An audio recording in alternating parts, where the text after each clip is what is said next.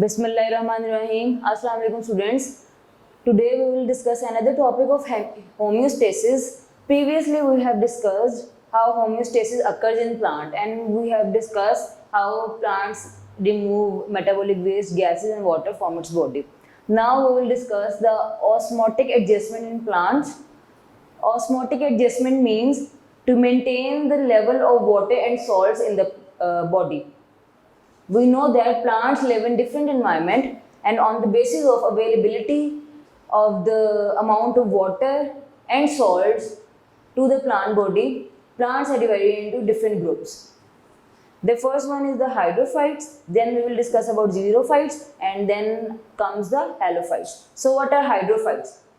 First, let us look at its literal meaning, as we always do. Hydro means water and phytes means plants. So these plants are those plants which are completely or partially submerged in fresh water.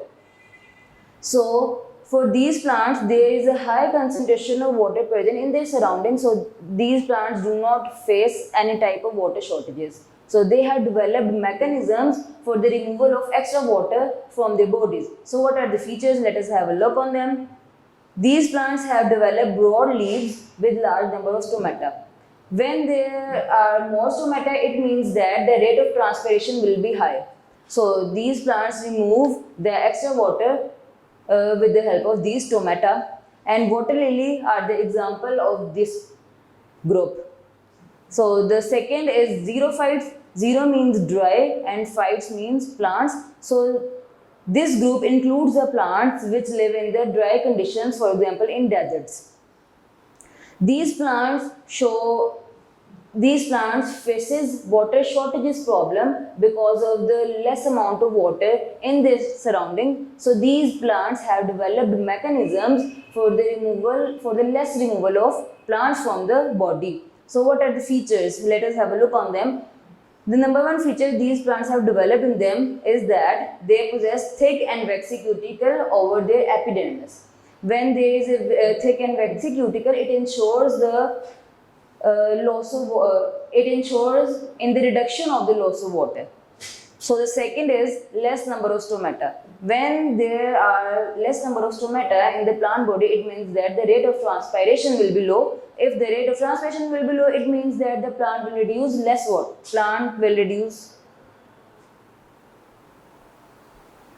It means that there is a reduction of water from the plant body. These plants develop deep roots.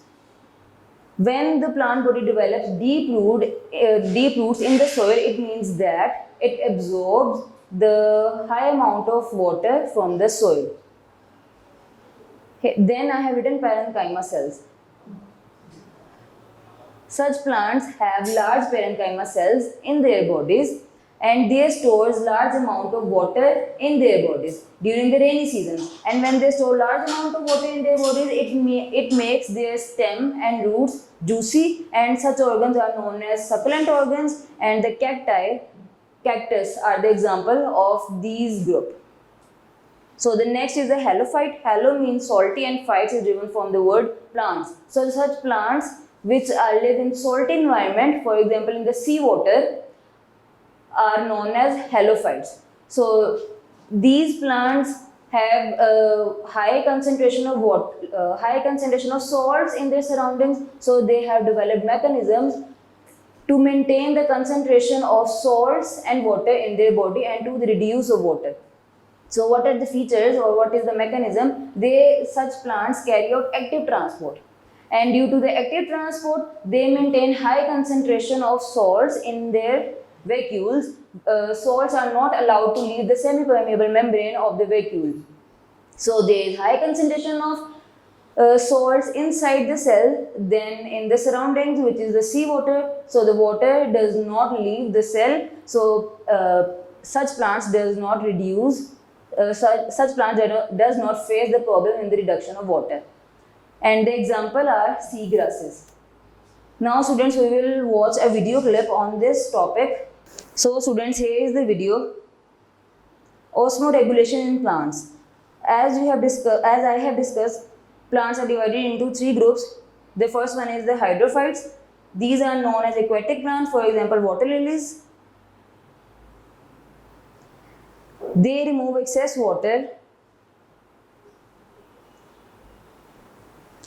Their surface area of leaf is very large to transpire excessive water.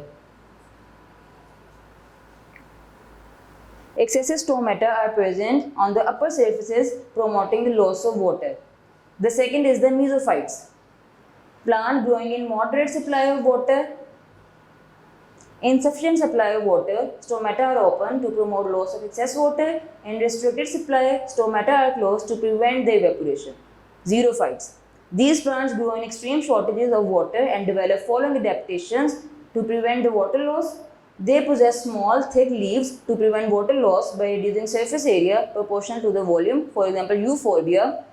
Their cuticle is thick, waxy and leathery, as you can see in the diagrams. Stomata are on lower surfaces of leaf and located in the depression. This is the adaptation to prevent the loss of water.